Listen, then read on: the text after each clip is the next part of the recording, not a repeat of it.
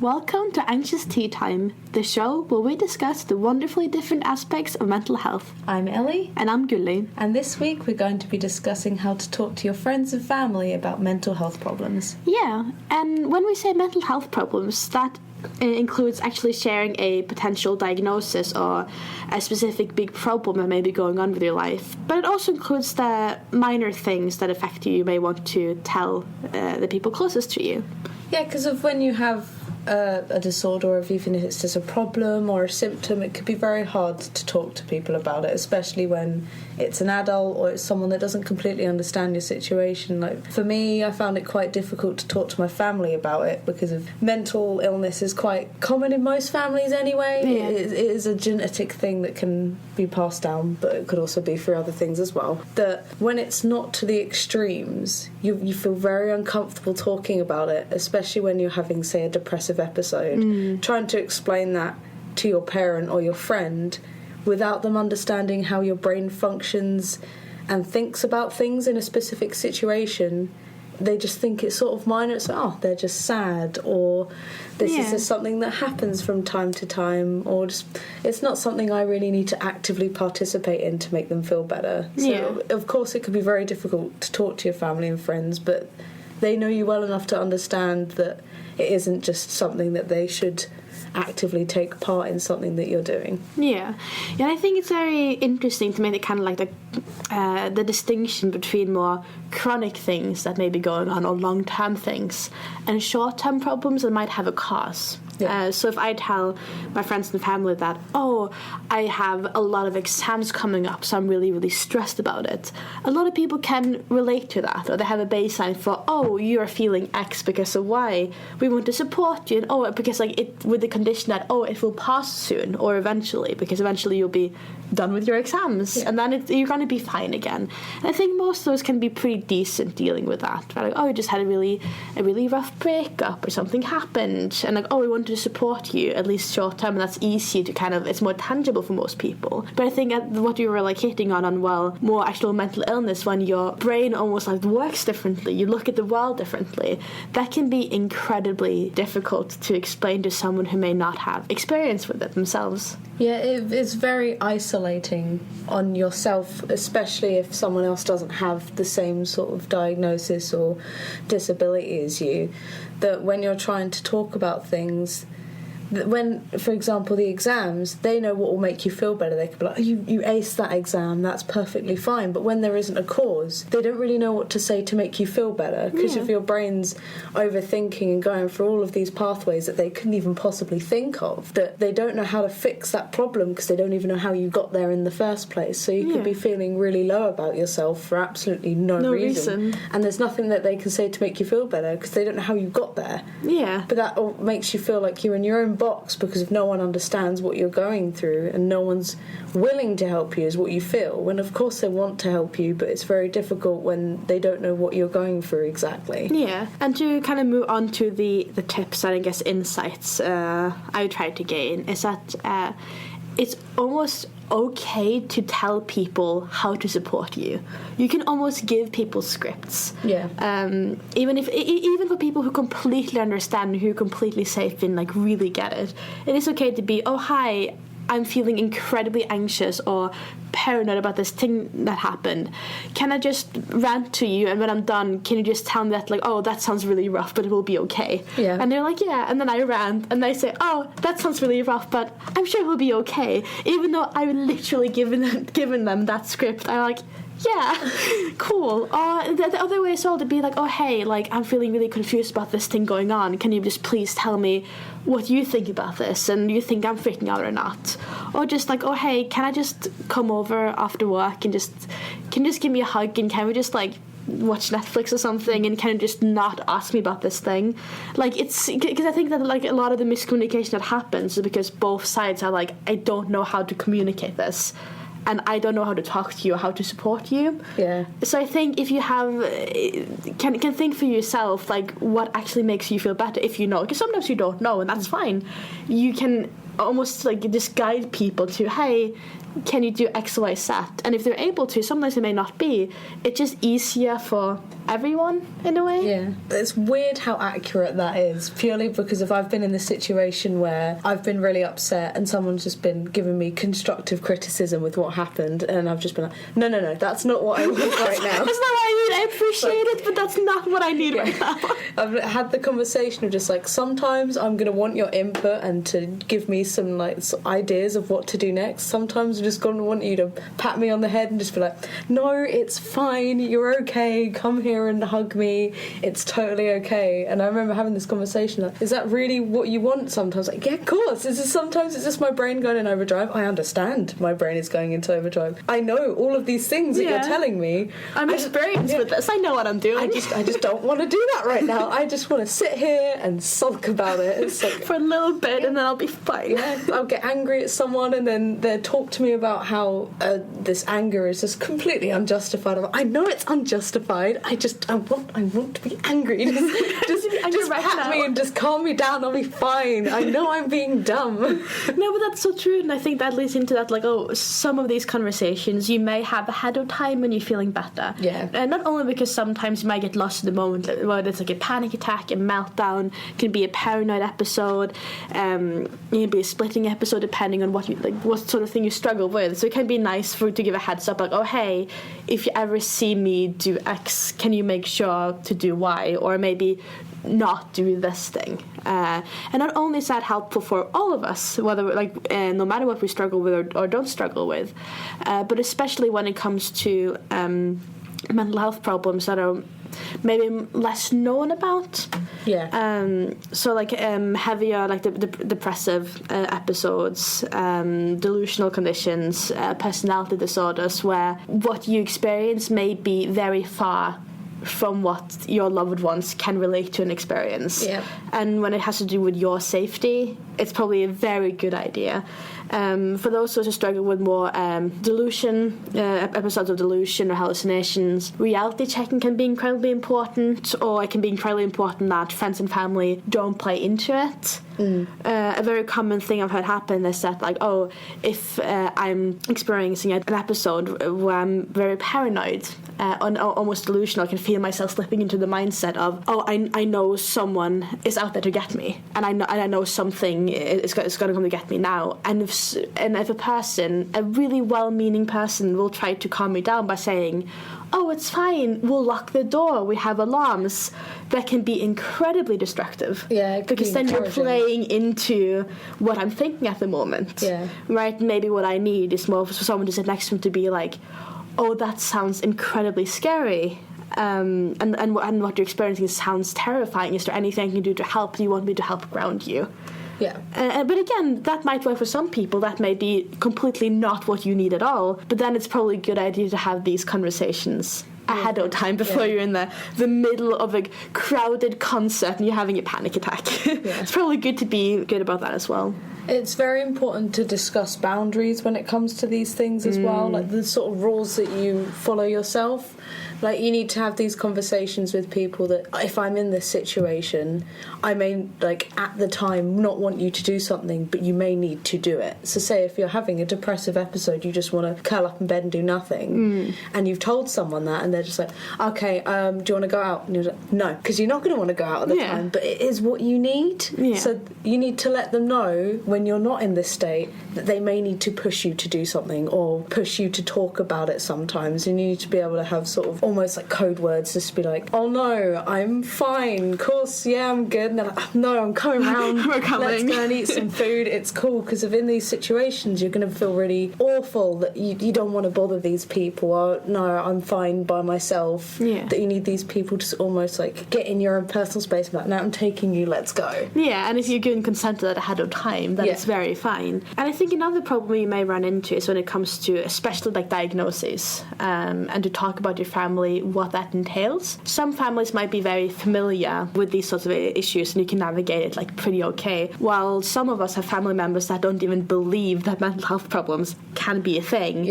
or that if like they are as serious or as life-changing as they sometimes can be. And that's a very different challenge, I feel like, because those families might be, again, amazing on situational things of like, oh, something bad happened to you, will support you. But if you tell that same family member that, oh, I really struggle with depressive disorder or a personality disorder or anything like that, and I'd be like, well, that's just a diagnosis. No, you're just a bit sad. No, it's just because XYZ thing happened. You'll be fine. That can be a very difficult hurdle to overcome and it can feel incredibly alienating and isolating. Yeah, it can be extremely discouraging to talk to people, especially when something like that's happened, because you never know who it's going to be. You could talk to 5 members of your family, and then one of them's just like, no, that's not real. What are you talking about? I saw you smile the other day. That means you're not sad. Or I saw you talk to that massive group of people. You don't have anxiety. Or I saw you eat this massive cake. You don't have an eating disorder. It could be anything, and especially when it's someone close to you, it can be very painful. But for every one person who doesn't believe you, you know that there's going to be another 3 or 4 who will definitely be there for you. And if you discuss with them about it, that what this person said, but no, of course, you have your own problems. They don't understand what you're going through. They don't know what's in your head. Yeah. No one ever knows what's in your head bar you, so they can't say anything otherwise. Yeah. So if they were just like, I saw you smile the other day, people with depression can smile, people with anxiety can talk to someone with an eating disorder can eat. Yeah, like it's not a constant thing all the time. Yeah. And the symptoms come up at different points, and different symptoms come up that you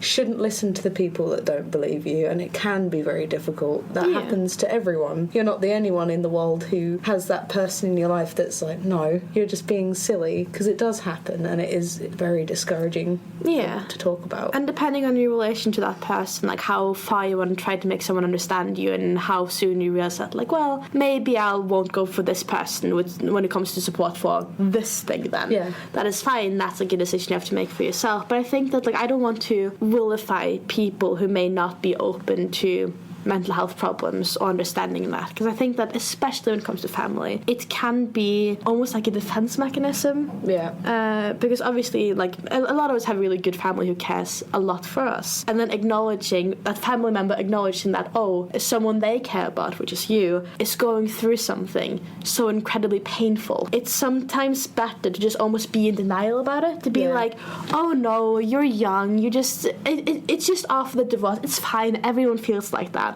Because for them to recognize that you may be going through something incredibly painful, and even something that's long term, or maybe something that's not really you're not really able to cure completely, that can be an incredibly hard reality to realize. And obviously I would say it's probably harder for the person dealing with it, but I don't think we should minimize the pain of that as well, because it can be incredibly difficult to care and love someone who is struggling with something like that. Yeah, because a mental illness can be just as serious as a physical one. Yeah. And when people find out that family members are physically ill, so there are some people who are like, no, they're just a bit sick, it'll be fine, they're going to be fine. It's like, oh no, but they're only going to last so long. No, they're going to live forever, it'll be fine. Yeah, like it's fine, it's just a small thing. Denial defence that's like, no, I care about you, you can't be feeling this way, you're mine, I love you, I don't want you to be sad or anxious or upset. It's that defence mechanism. It's not always that they don't believe and they don't care. It could be that they're just so concerned for you that they don't want to believe that you've been put in that situation because they love you. You shouldn't have to be in that situation. Yeah, definitely. And I think another resource you may use, especially when it comes to more diagnoses and bigger things, you don't need to explain everything by yourself, because again, it can feel incredibly vulnerable. You aren't a representative for your own condition, like no one really are, and that shouldn't be required of you. So it can be a very good idea to either find online articles, again, if it's a bit like maybe a family member who's not completely on your side, try to find an article from maybe a news source that they trust. Like, you can be a bit like sneaky about it, and maybe give people resources that explain things a lot better than you can. So if you find an article or something that you feel like, oh yeah, this explains it a lot and my symptoms look a lot like this, that can be a very good article. And you don't need to use any kind of academic symptoms lists, right? You can find tons of personal accounts, blog posts, even like YouTube videos I've had success with, and to kind of like, the goal isn't obviously to make people understand you 100% of the time and be down there with you, because you may not even want that, because you don't want people to take on your mindset. But I think it's been very helpful for people to understand symptoms and why I sometimes do as I do. It's also very good to use an example that they have witnessed. For, like, say if you're in a family situation and they saw you do something odd, and then if you go back to that and explain, oh yeah, do you remember this one time when I did this? This is why, and you can explain how your brain worked to get you into that situation where they notice that they did witness that, this did happen, which could almost help them understand that, oh, this is comprehensible, this did happen, I can see how you got there, and you did act in this way, which means that X equaled Y. Yeah, it's applicable. So it just means that they can relate to you considering they saw you in that situation in the first place. Yeah, I definitely agree with that, and also, like, in most cases that, like, this is going to be an ongoing conversation. Yeah. Again, specifically if you're dealing with a big life event or a big diagnosis, it's going to be maybe like one like formative conversation. But obviously, it doesn't end there. As no conversation ever does. You might need to check in a bit. People might need a bit of time to process. They may come back with you with some questions like, "Oh, hey, I noticed you being weird at that thing the other day. Did that have to do with that thing?" Or like, and you can like expand. You can explain. There might be times where you need to have like a boundary, something extra. Maybe they try to support you in the way you ask for, and maybe it just didn't work out for you. And you're like, oh, hey, I really appreciate that you really tried with that, but could we maybe try this other thing next time? Yeah. And just be really open and honest, again, as much as you can. And the responsibility obviously is on both people, but again, you are the person who's responsible for your mental health, and by the end of the day. And remember to check in, even for them, because especially a lot of us have mental health problems that may look almost, or the symptoms can look scary to other people. Yeah. For example, maybe panic attacks, meltdowns, and things like that can look very physical. And if someone hasn't witnessed that or aren't familiar with a panic attack, for example, or you maybe like shake and maybe move your body in a way to like relieve anxiety, or just become really out of it, maybe you're not able to talk, maybe you're talking too quickly. If someone's not familiar with that, that can be incredibly scary to witness. Obviously, you're not having a good time either in the middle of it, but it can be very visceral. And I think that's something to be very cognizant of and be really aware of. And maybe, again, none of us ever planned on having a panic attack, but suddenly, like, maybe people saw a panic attack that was very almost dramatic, and they haven't seen one before. It can be a good thing to, after the fact, check in to be like, hey, yeah, when we were at that party and you saw me, yeah, like, I promise I'm fine. It was a panic attack. I should have told you about this earlier. You can recognize that. It can be difficult for the other party as well. Yeah, that's another really important point of when you're explaining to someone what it is. It's very important to explain what could happen as well, especially if it's a disorder that does show physical symptoms and visual stuff that happens to you when, say, if you're having a panic attack or if you have PTSD, for example. Some of the reactions from that can be very large and off scale, and you can act like a completely different person, that you have to almost like pre-warn that person that, by the way, this could probably happen in this situation, either just leave or help me. And that's why it's so important to talk to someone about it, because it's not just facing it by yourself, it's you're also putting yourself in a dangerous situation potentially, that you need the people close to you to be there just in case you do have an anxiety attack or PTSD hit or anything that can happen that can put yourself or someone else in danger, that you need to show that, hey, I care about you almost enough that I can share this with you. Yeah.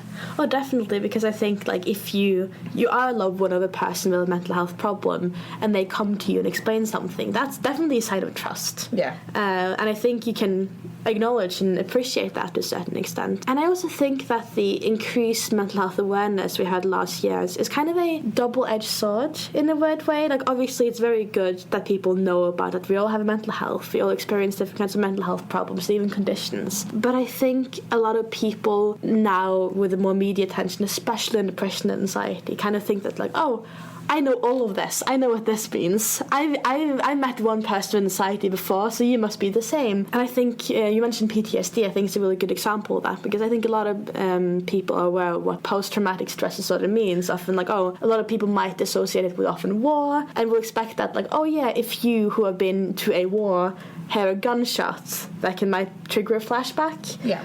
Which is very true, and a lot of people are very willing to understand that. But most things that can trigger, like, let's say, a PTSD flashback or a traumatic flashback in general, aren't necessarily that clean-cut and logical. A trigger can often be a smell, a wet situation, it can be a blue car, it can be the entrance, it can be a Christmas song, and obviously that can be a lot more difficult to navigate. And that comes with other conditions as well, because like there might be like really, really specific things that can set you off that aren't intuitive and may not even be logical, not even to you, and especially not to the people around you. And obviously that can add another layer of things you need to communicate and be like, hey, I know that you wearing your red sweater isn't a big deal, but things are going on right now and trying to navigate that. Yeah. And again, how to navigate triggers appropriately, that's a whole different conversation in itself, which we could do an entire episode on, which we probably will. I just want to acknowledge, like, it's very difficult to have these conversations, because when it comes to your loved ones, it's very high stakes. And I think with the stigma there are for mental disorders, you don't want people's impression of you to change.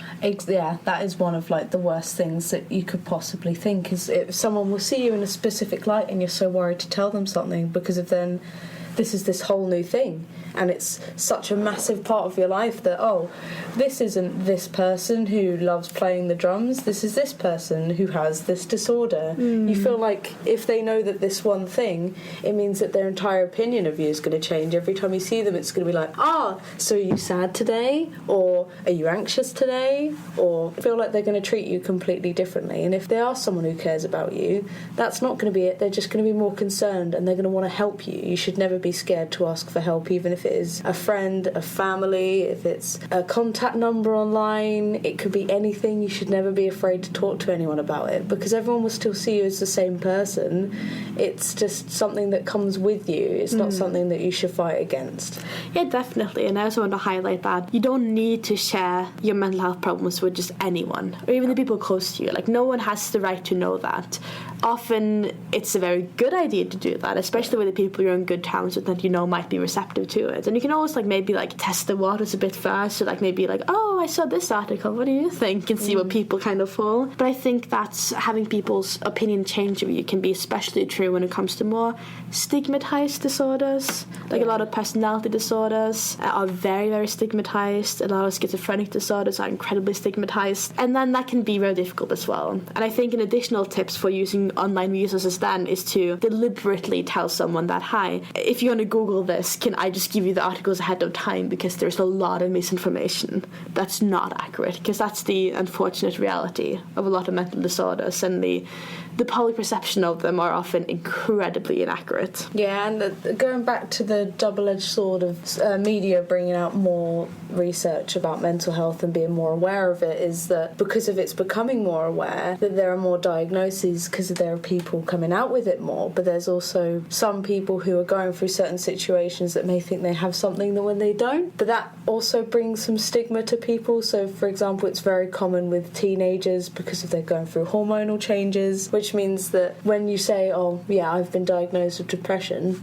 or anxiety or anything, that someone will just be like, no, it's because of you're a teen, or it's because you're a girl, or it's just because you've been going through this. So it can make things a lot more difficult to try and ask for help with, because you never know what someone's going to say, especially if you have an anxiety about it, then that's going to make it so much more difficult. But you have to bear in mind that these people do care about you, and they have also seen you in these situations. So if you're like, oh, I have this, they could, but that explains so much, I can help you now and we can communicate about things. It's not something you should have to hide, but if you really don't want to talk about it, it's not something that you have to talk about. Yeah, and it can kind of be limited in what you say as well to the people it's relevant with. Yeah. Right? It's more like, oh, a distant friend you see occasionally, and maybe you struggle with something that makes you maybe not always be able to meet them or meet up for something, and maybe cancel a bit last minute.